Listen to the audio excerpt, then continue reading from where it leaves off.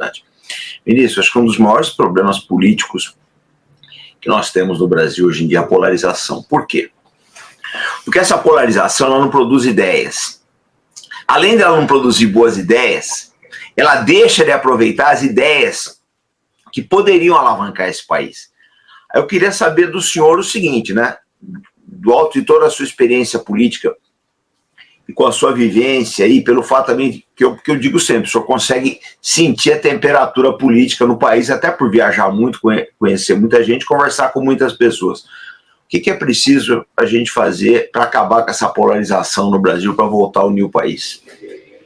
Encontrar a agenda que unifique o país. Porque eu vejo aí o problema das pessoas falando, né, que as dificuldades decorrem da polarização. A polarização, de fato, existe em alguns temas, mas em outros não há polarização, não. O professor Roberto Mangabeira Unger, recentemente, disse que há um consenso também. Por exemplo, no assistencialismo. Ou seja, ao invés de ter uma agenda para desenvolver o país, os governos, tanto o passado quanto o atual, fizeram uma disputa para ver quem aumenta mais o auxílio, quem aumenta mais a transferência de renda. Por quê? Porque a política de transferência de renda substituiu a política de desenvolvimento. Qual era a diferença entre um governo do Getúlio Vargas e o atual governo brasileiro? Qual a diferença? A diferença é entre o emprego industrial e uma Bolsa Família, tá certo? Essa era a diferença. Enquanto o Vargas procurou industrializar, desenvolver o país, criar empregos, o atual governo elegeu como principal política a transferência de renda. É o que acontece na Amazônia e no Mato Grosso. O que acontece? O que acontece é que aquilo que poderia converter riqueza para o país, que é a fronteira agrícola e a fronteira da pecuária e da agricultura, está bloqueada pelo atual governo. Por quê? Porque é o seguinte, o comandante Robson, minério é recurso ao alcance da mão imediato. Eu estava em Manaus jantando com uma autoridade importante do país, tá certo? Não era nem do estado, do país.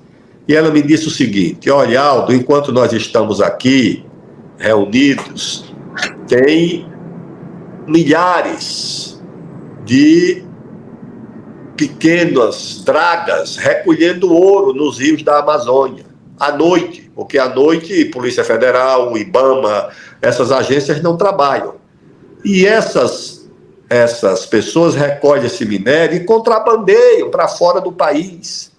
Esse ouro, quando chega lá fora, ele é equivalente ao ouro extraído legalmente em qualquer lugar do mundo, tá certo? Mas deixou o Brasil sem pagar um centavo de tributos, não pagou nenhum imposto, sem deixar receitas e divisas para o país, sem deixar nada no município da Amazônia, que são os mais pobres do Brasil.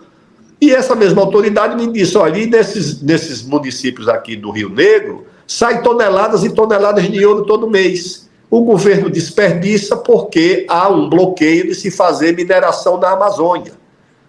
E o outro, qual é? A fronteira agrícola. Uma roça de soja, comandante Robson, ela vira dólar, sabe em quanto tempo? 4 meses, que é o período entre plantar e colher. 4 meses. Uma roça de soja vira dólar, vira divisas para o país, paga tributos para o país, se converte em receita para o país. E essa gente é tratada como se fosse inimiga. O produtor de soja é tratado pelo governo como se fosse inimigo. O cara que cria uma vaca da mesma forma.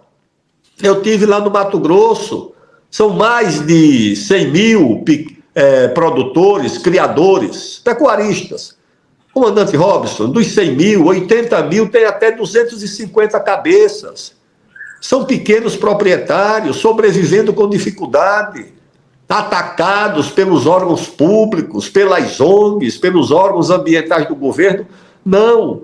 É aí onde estaria a grande possibilidade do governo, e essa atividade é o que vai permitir que o Brasil retome a quarta revolução industrial. É o excedente da agricultura e da pecuária que vai se convertendo em agroindústria, e de agroindústria o excedente pode ajudar a reindustrializar o Brasil. E a fronteira mineral, tá certo? Essas duas possibilidades estão sendo jogadas fora por um governo que não compreende o que é o Brasil na geopolítica do mundo, infelizmente.